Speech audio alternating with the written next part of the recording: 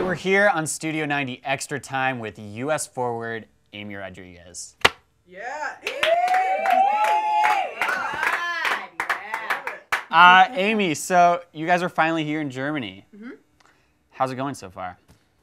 It's awesome. It is so great to be here today, and I feel like we've just been working so hard to make it to this tournament, and now that we're finally here, everything's coming together. We're really enjoying our time here, and we're just ready to start the games. The last time the USA was in a World Cup, it was 2007. You were a junior in college. You had 5 caps with the women's national team. Did you envision, being here in 2011? I never once expected that I'd be here today. I always watched from afar. Like you said, my junior year in college, I watched on TV, but I never thought that I would physically be here in person. So I'm excited and just ready to start. So everyone's saying that this World Cup could be one of the most competitive ever, that there could be, 6 or 7 teams that could win it. What do you think about that? I think you said it. There are the 16 best teams in the world in this tournament, and I can think of several that could walk away with the championship. I think that means that we got to be ready for a battle. We're going to have some really tough games ahead of us, and we need to come out as strong and as best as possible in each game. You played in U19, U20 World Cups. You also won the gold medal in 2008. What about this tournament makes it different, or is it different for you? This is a different tournament. I've never been a part of a full women's World Cup. I've played in 2 youth championships, but I don't think they really compare. This is something that I've never been a part of. It's all kind of new for me, and it's a huge deal. This is, like I said, the best teams in the world playing, and probably the most competition I've probably ever played, or best competition I've ever played against. You expand your game. A big part of that is working with your strike partner. In this case, Abby Wambach. She's winning those balls in the air.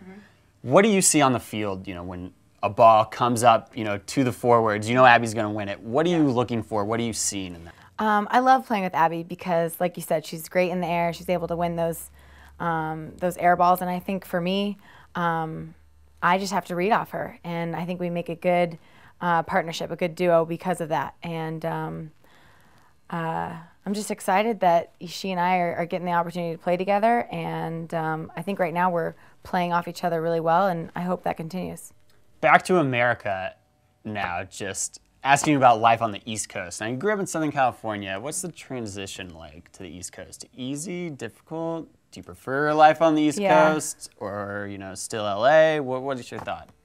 I think I've always been a California girl, and moving out to the East Coast was a little bit difficult at first. I'm also really close to my family and my fiance, and I think that when I had to move out to the East Coast to play in Boston and in Philly, it was a little bit tough for me, just because I'm so used to having those people in my life and being able to see them every day. But I feel like I've transitioned well. I love playing soccer, so whether I'm on the East Coast or the West Coast, really doesn't matter. You mentioned your family, and you have a sister who's nicknamed Elrod. Big surprise. She plays soccer as well. What advice do you give her, or do you give her any advice? I do give my little sister advice. I think it's important for young soccer players to stay motivated and also to support them and encourage them, because I was there one day just like my sister. You have your ups and your downs, and you're trying to get into college, you're trying to play well for your club team and just get noticed. So for her, I just try to be there for her emotionally. If she asks for advice, I'm always there, and try to help her as best as I can. Well, I'm sure your sister Lauren and a lot of other young soccer players will be watching on June 28th when the USA opens the World Cup against Korea DPR.